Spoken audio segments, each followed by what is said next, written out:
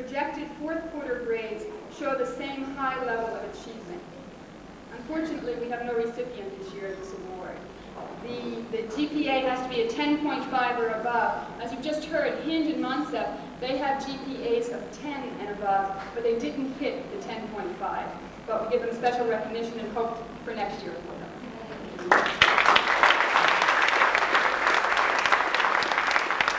We set our standards very high. It's called the Outstanding Academic Achievement, and we want it to be outstanding students. These standards are high, but they are attainable. The second award is for outstanding effort. This award will be given to those students whose first, second, third, and projected fourth quarter effort grades are all good or very good. Here, also, no recipient. Those of you who know, who have children in the school, on our report cards in the upper school, we give a grade each time, a letter grade, A, B, C, or D, for achievement in the course, and also we give a grade for effort. And the grades for effort are good, very good, good, satisfactory, mediocre, and poor. None of our students had all goods or very goods at the end of this year. The third award is for creativity. The Creativity Award is given to students who work creatively in any or all of the various disciplines, not only in the fine arts.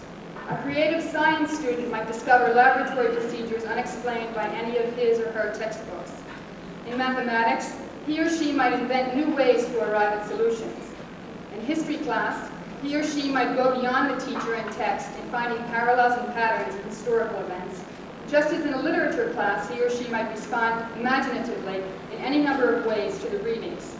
A creative artist or musician will have developed his or her technical skills to a high degree and will have added to them a special sensitivity and vision. To be creative, of course, one must be active, not passive, and it is this active engagement in the work, along with an unusual talent to think imaginatively, that marks the creative student. Faculty members will nominate students for this award based on the above criteria. The faculty shall then be asked to rank each of the nominees as highly creative, creative, not creative, or don't know. The nominees and their rankings shall be discussed at a faculty meeting, and one or more students will be selected to receive this award. We have two recipients this year for this award. We have Carlos Pellicer.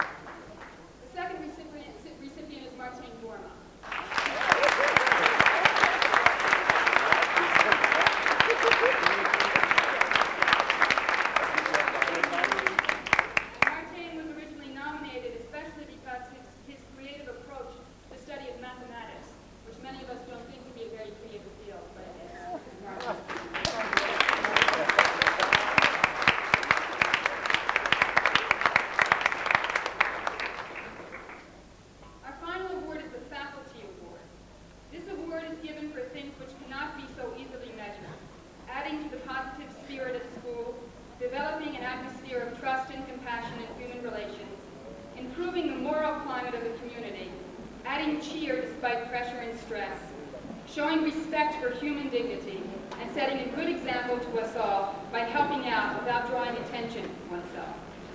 Faculty members will nominate students for this award. The recipient or recipients will be selected from the nominees by the faculty at a faculty meeting.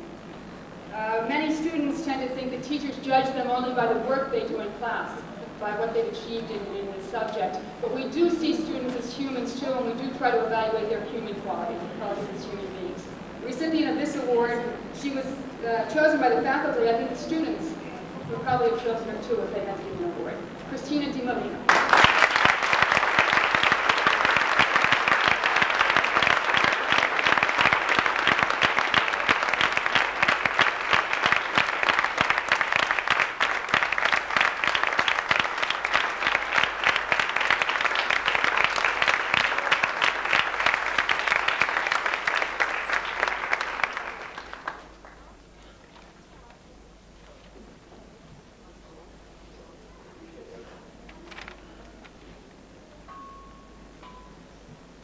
have one award left, and that award I would ask Mr. Dale to come up and give. That is the award for the valedictorian of the grade 6 class. I would ask Dina Kasarosian to come up, please.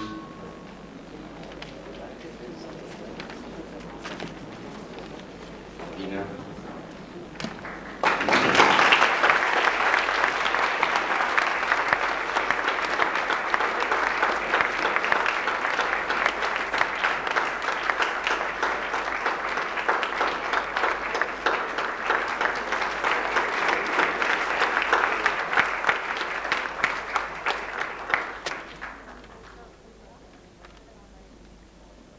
Would you please all rise now for the entrance of our senior class?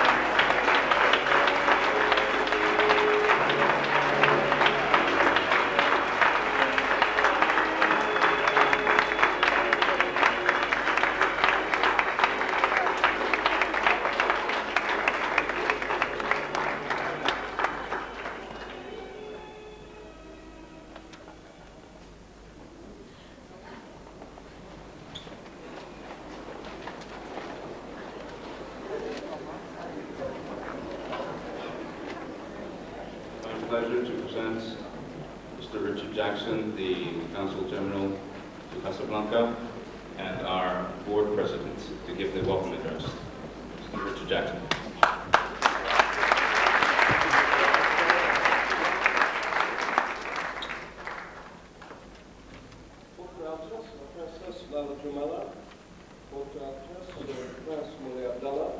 Monsieur le Wali, Monsieur le Préfet de police, Monsieur le Commandant du Constat, Mr. Ambassador, Mr. Aujourd'hui, c'est une journée tellement spéciale, même historique, dans la vie de cette jeune école. Ça marque la première fois que nous avions eu une classe de 12e grade, des étudiants qui vont nous quitter pour des universités. Donc, c'était il y a quelques jours qu'un jury a décerné le prix d'architecture pour le nouvel complexe de l'école américaine de Casablanca. C'est aujourd'hui que nous honorons ces étudiants qui, pour la première fois dans notre histoire, ont fini le 12e classe de l'école. D'ici un mois, nous comptons déposer la première pierre pour le nouvel complexe lors de la fête de la jeunesse. Commençons.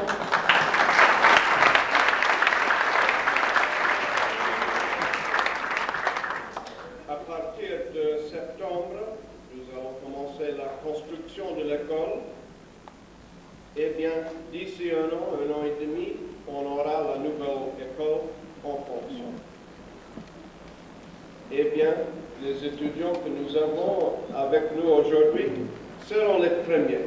Donc, c'est une classe historique et je tiens beaucoup à les féliciter tous.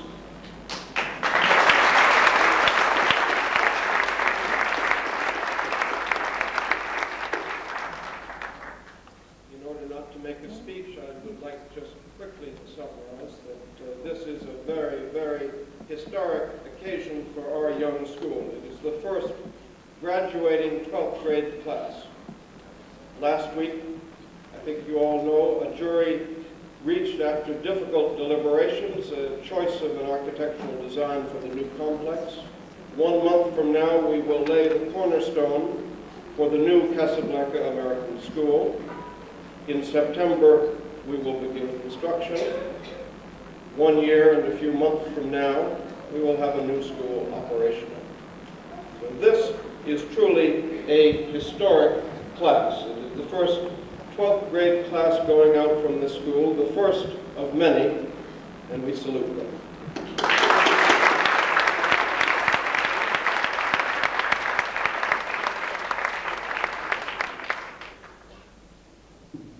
Thank you, Mr. Jackson. As you look up on these 12th graders, I would like to tell you that the gowns that they are wearing are not store-bought. They have been made, handmade, by Mrs. Briggs, our volunteer librarian.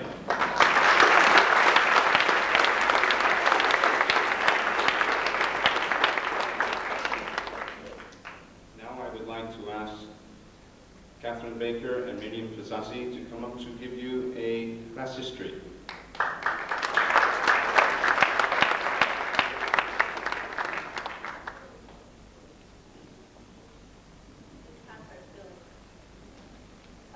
Your Highnesses, Mr. Minister, Mr. Ambassador, Monsieur le Wali du Grand Casablanca, Mr. the Governor of Hassani and Shop, Monsieur le Préfet de Police, Monsieur le Consul Général des États-Unis, Monsieur le Chef de la Presse. Catherine will start the speech. Please excuse us. We could not bring our glasses on stage. So we will be looking very closely at this piece of paper.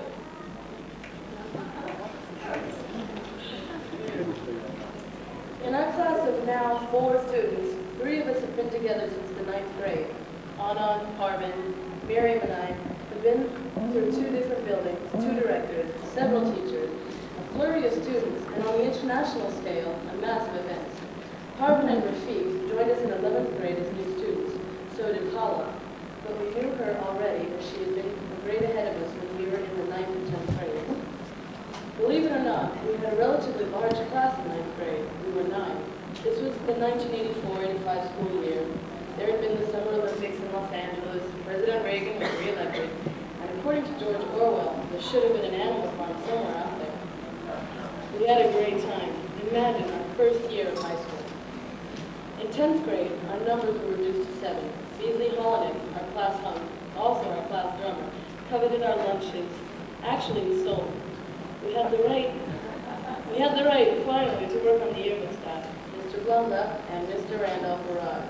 The school changed radically from happy-go-lucky to organized. We thought at the time a little too rigidly. I mean, they wouldn't even let our classmate, Ina Rawasha, listen to his Walkman in Mr. Kale's algebra class anymore. Anyway, in the 10th grade, there was Mr. Salem, who tried valiantly to teach us chemistry. And we had a few laughs at his and Mr. Kale's attempts at conversation in pidgin French. In 10th grade, a series of catastrophes happened around the world. The meltdown of Chernobyl, the earthquake in Mexico, the explosion of the Space Shuttle Challenger, the bombing of Libya, enough to give any teenager thoughts of suicide. At the end of the 10th grade, Mr. Quayle, Mr. Butler, and Mr. Kramer would all come in with Mr. Blum class.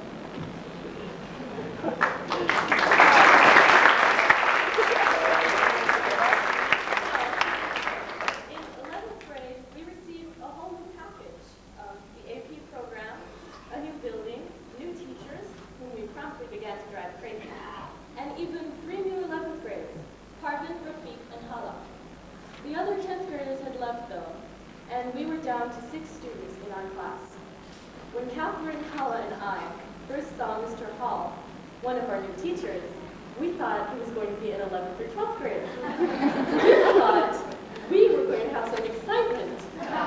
Then we found out he was our biology teacher, and we never really forgave him for that. He will readily testify. As for the other teachers, they all seemed like mutants. Ms. Davis, Mr. Radell, Mr. McKnight. Good old Mr. Salem, our physics teacher, was still hanging in there. Getting used to each other as a class was easy. When we overcame our natural shyness, believe it or not, we are shy, we became a close-knit group. Rafiq used to bring his own porcelain plate for lunch, and Hala's nails never ceased to amaze us. Parvin was tall, skinny, had a mustache, and took his shoes off in class. My mother still thinks he's the handsomest boy in the upper school. He also had come straight from Singapore, bringing with him an English accent that fortunately we helped him lose. As a class, we went out to restaurants, taking Miss Davis with us. We hid Mr. McKnight's lip balm. We stole his throat lozenges and put them under a convenient stack of papers. We made fun of Mr. Radow's and Mr. Salem's resemblance to a teddy bear, or Garfield, depending on the date. We took the PSAT at the beginning of the year and the SAT at the end of the year. We were disrespectful towards everybody and everything. Mr. Randolph was baffled. We started talking about the world.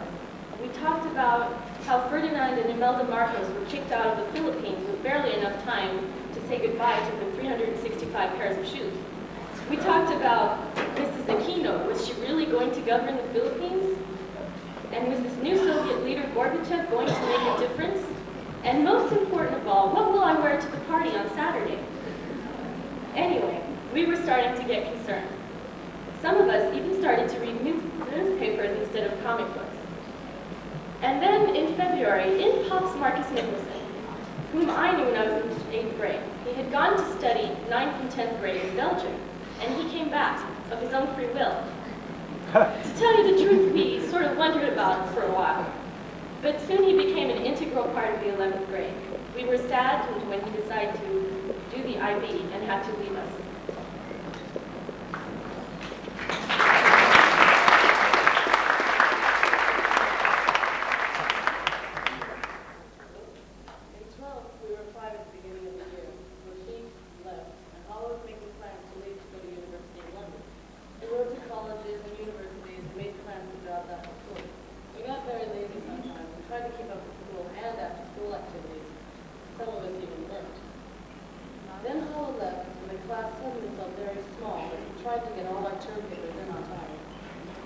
Marvin and Miriam saw Hollow when they took a school trip to London, and she said she couldn't come to graduation, but would write regularly.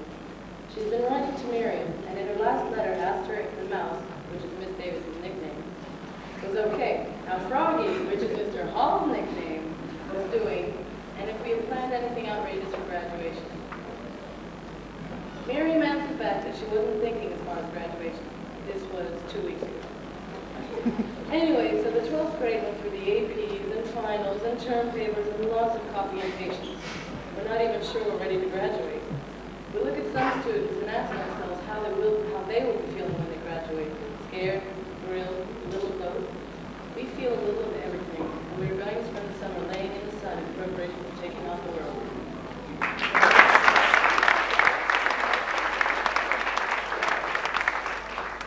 We, the class of '88, salute all the students who have shared our class for any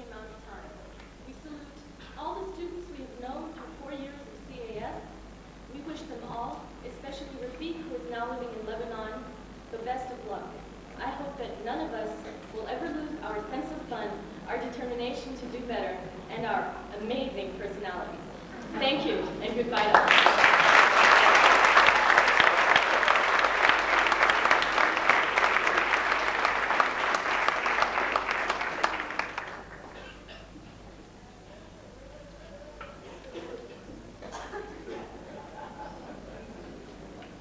We have been very fortunate indeed today to have as our guest speaker Her Highness Princess Lala Jumala, who has taken the time to be with us, and I would like to thank her for doing so on this very special day. It was extremely nice of her to allow us to, or for her to be with us today, and I thank her. Please, at this time, I'd like to present Princess Lala Jumala.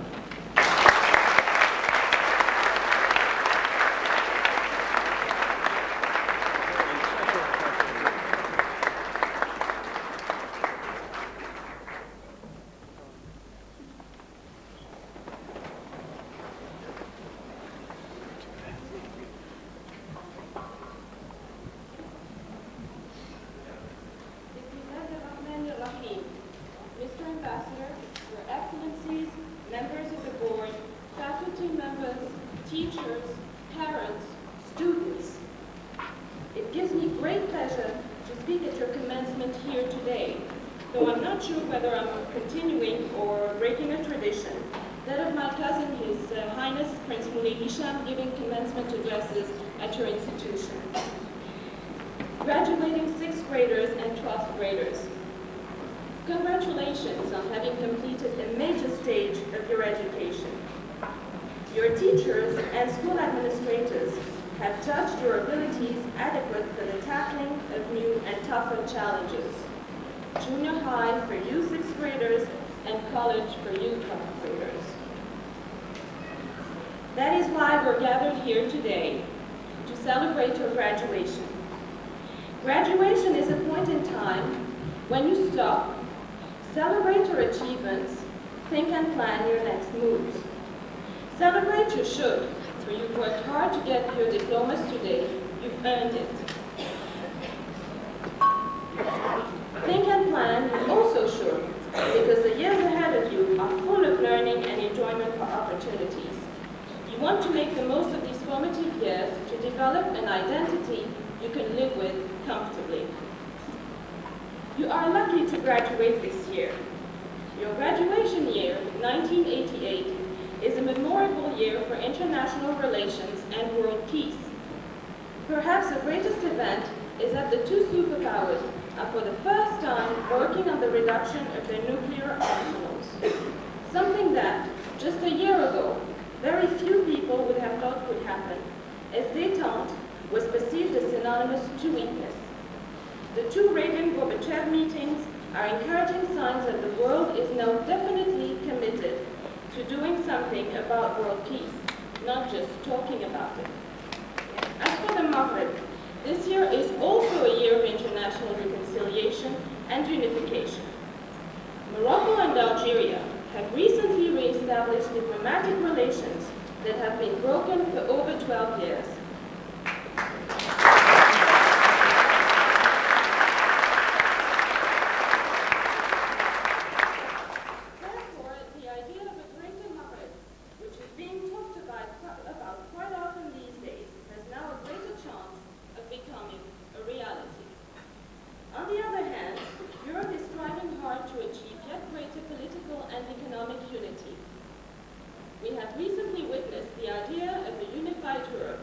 Becoming a major issue in the late French presidential elections. What is interesting about these unification movements is that they're not directed against anyone in particular. Their goal is the improvement of the quality of life for a number of peoples and countries.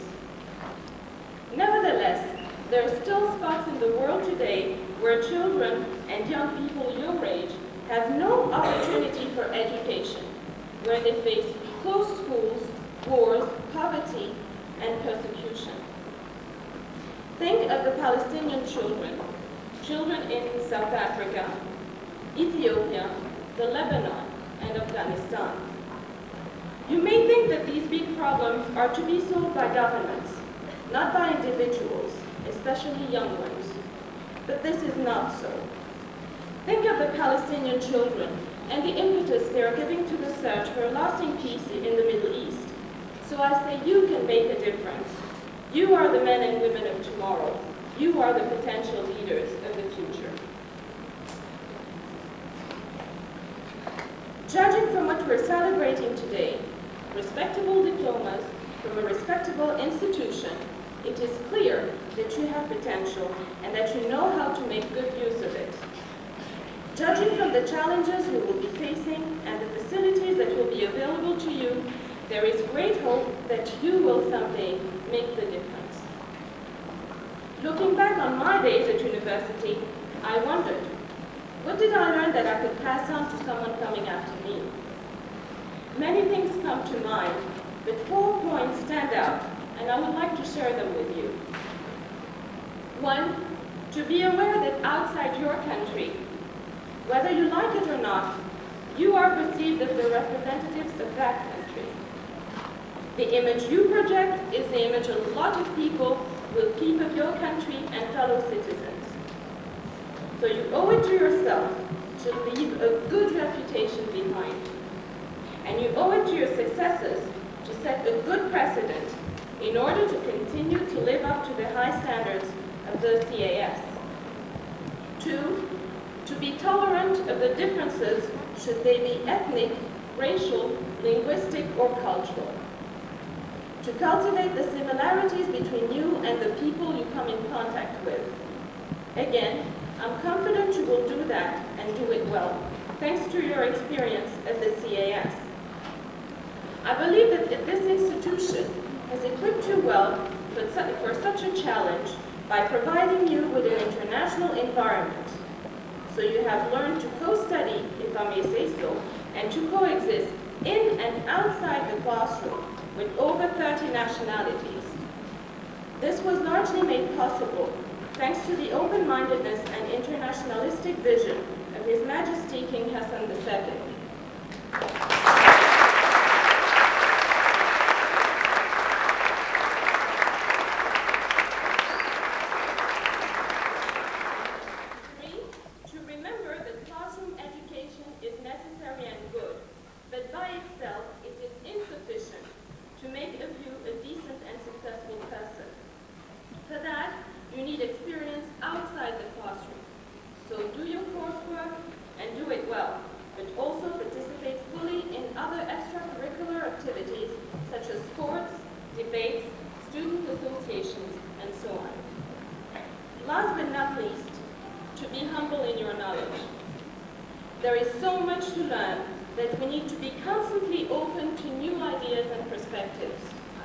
Let's not be too hasty in making definitive judgments upon people and ideas.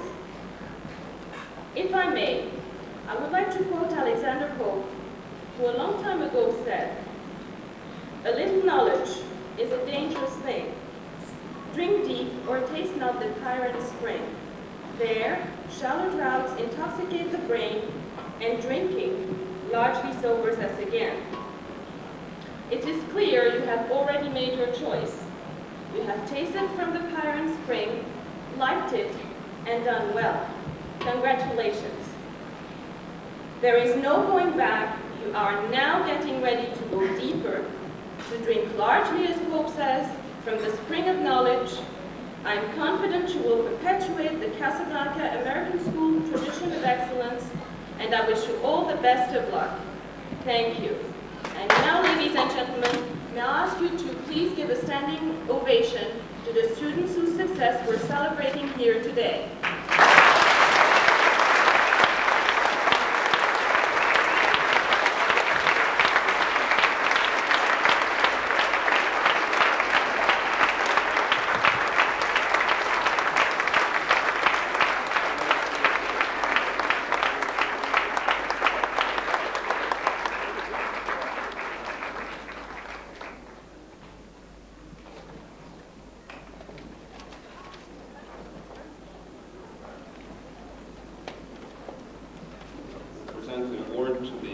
salutatorian, Anand Kripalani.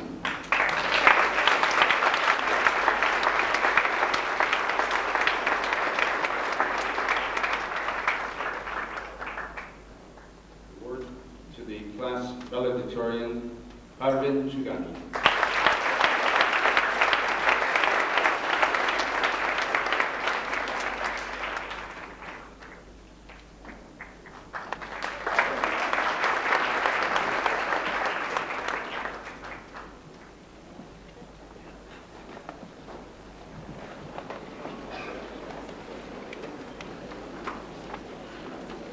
Please present the class salutatorian, Anand Kripalani, to give the salutatorian address.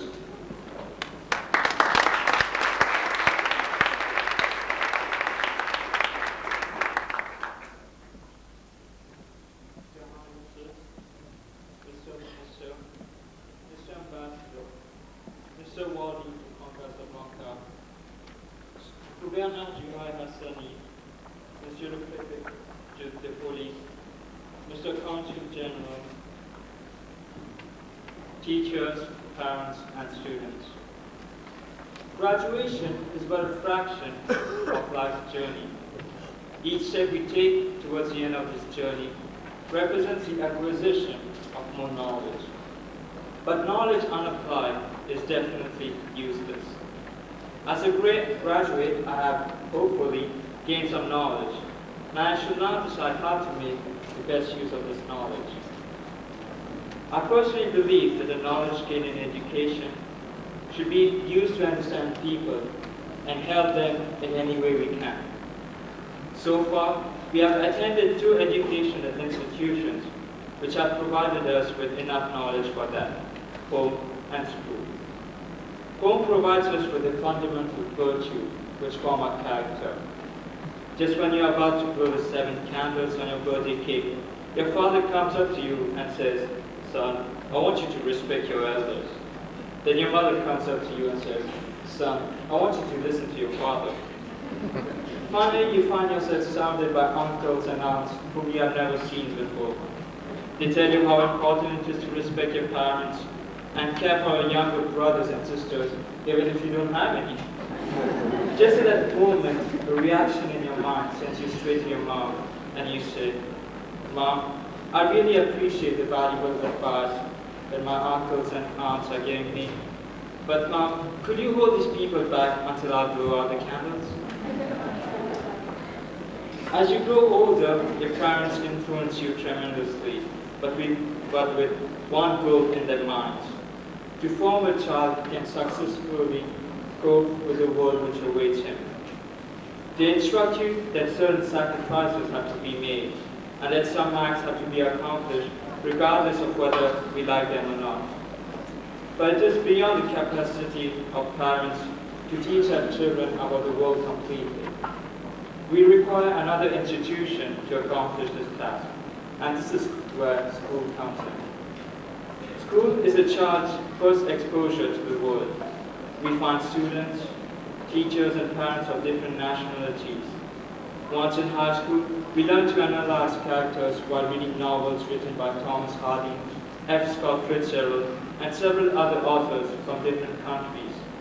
At first, we condemn the characters portrayed in these novels, only to realize later on that they possess universal traits shared by you and me. In history, we read documents about Neville Chamberlain, the British Prime Minister involved in World War II, and realize that we could have made the same moves, the same mistakes. Our parents have taught us to respect and tolerate other cultures. In school, we more or less discover why such tolerance is possible. Both home and school have provided us with a firm foundation to understand people, help them, and therefore make today's world a better place to live in. Fellow graduates, it is our duty to make full use of that gifted knowledge, now that we are prepared to write the next chapter entitled "The New Life Begins." Thank you, ladies and gentlemen.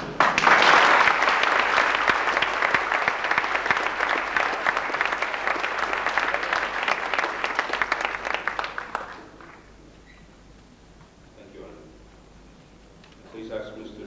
Jackson him to come up to present the diplomas to the graduating class of 1988.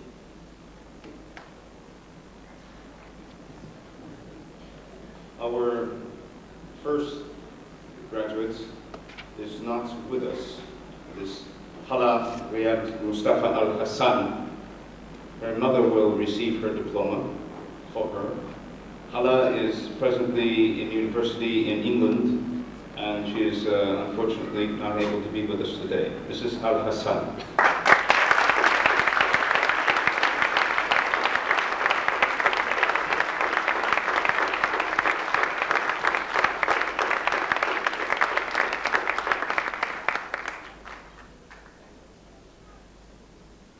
Catherine Diane Baker.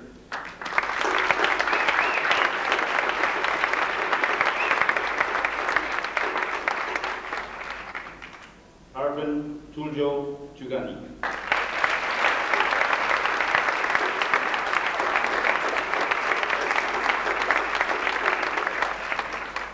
Miriam Katie Pizati.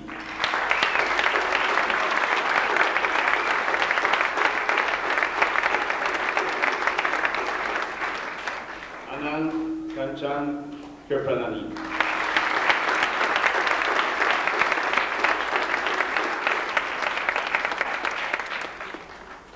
Thank you.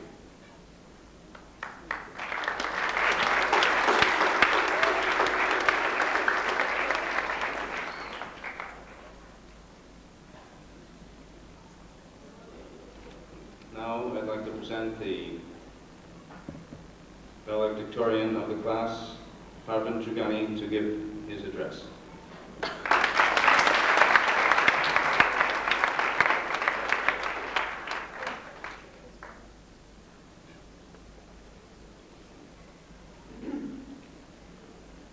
Your Highnesses, Mr. Minister, Mr. Ambassador, Mr. Wali Casablanca, Mr. Governor Ghai Hassan Al Shah, Monsieur le Préfet, Mr. Consul General, Monsieur le Chef de l'État, distinguished guests, teachers, parents, and friends. Good evening to you all. There were a number of good speeches made today, but rest assured, this is one of the last ones and shortest ones. I hope you'll stay with me to the end. It is with a mixture of anticipation, excitement, relief, and fear that I've been waiting for this moment. I have graduated as a valedictorian, finally and officially graduated. With this diploma in hand, I feel inspired, confident, and ready to face the world and meet its challenges. At the same time, however, a new frightening reality dawned on me. The reality that graduation is not an end, but rather a threshold to the more challenging times ahead. The one simple word, graduation. It means so much to all seniors. You often hear people reminisce about their senior year as being the best, the most carefree, the most exciting year of their lives. Movies like Grease in private school make it seem as if the seniors spend all their year outfitting their teachers, having parties on a daily basis, and being envied by the rest of the school. But if this is what senior year is all about, why are real-life seniors so preoccupied? Certainly, senior year can be exciting and carefree, but that's only part of the picture. As a senior, you're making major decisions, often for the first time in your life. Soon, you'll be breaking further away from your parents by moving away from home, going off to another city, taking more responsibility for your finances. You are saying goodbye to an era in your life in which you were generally protected, provided for, and to a certain extent, able to make mistakes, knowing that your family was there to help you go through them. Now, suddenly at graduation, you feel as if a wave of responsibilities is ominously approaching you. But it is not so bad. If you persevere, you will manage this difficult transition with ease. According to Thomas Edison, genius is 1% inspiration and 99% perspiration. And that is why I'm grateful to my parents and to the CAS Graduation School.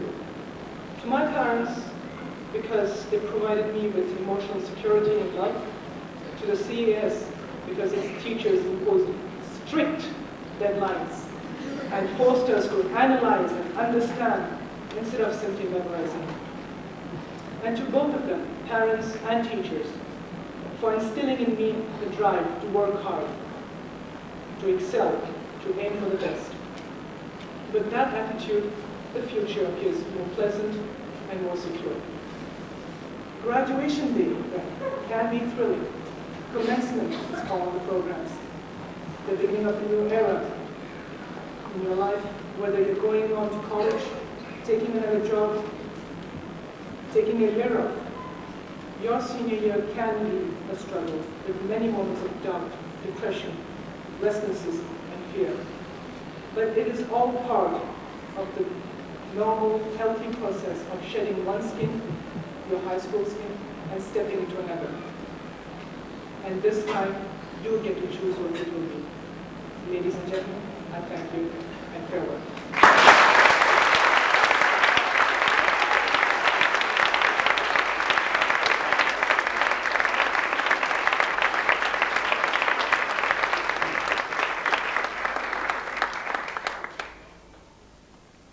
Before I introduce our fine ambassador, I would like to say farewell to him and his family and lovely wife.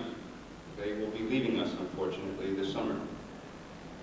Mr. Nassif has been a fantastic and tremendous supporter of the Casablanca American School since his arrival here in Casablanca and in Morocco.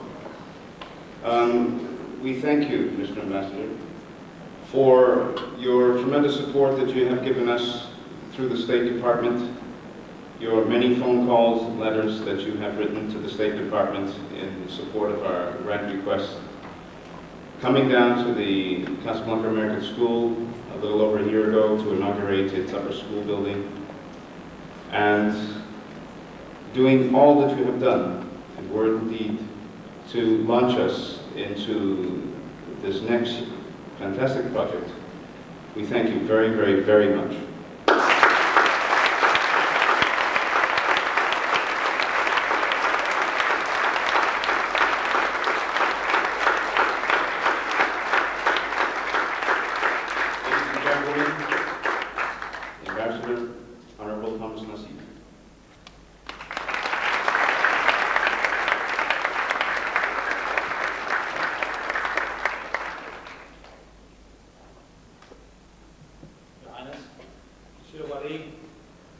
Distinguished guests of honor, ladies and gentlemen, the class of '88.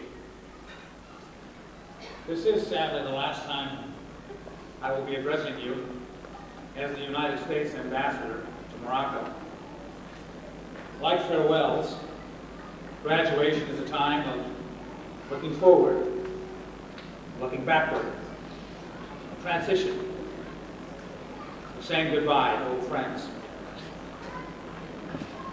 and looking forward to making new ones. So in a sense, I also am graduating. You know, it often seems that what we are doing is preparing to do something else.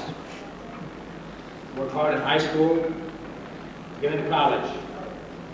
Work hard in college to get into graduate school, and then all of this just to find employment.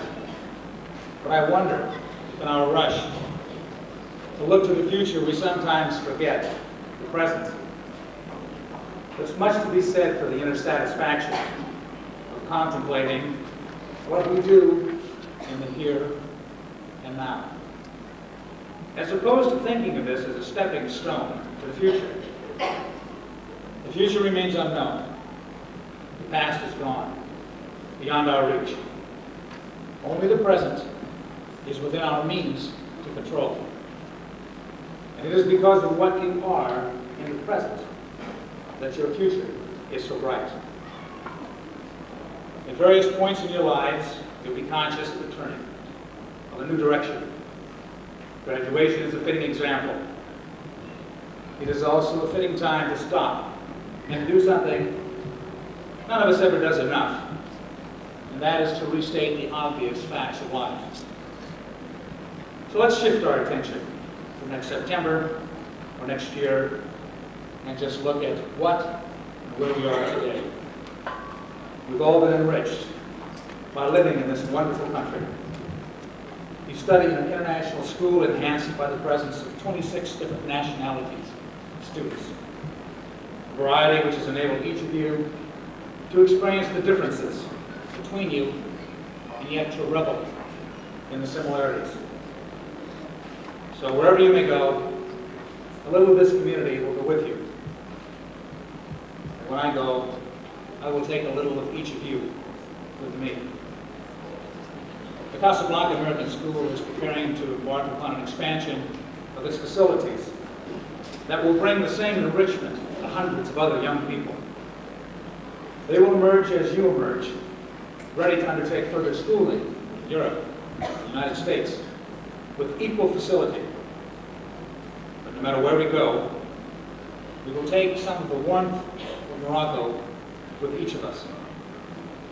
As the American ambassador, I would like to thank you, the students, to thank you, the teachers and administrators, and especially to thank you, the parents and the members of the business community, for your support of the American school system in Morocco.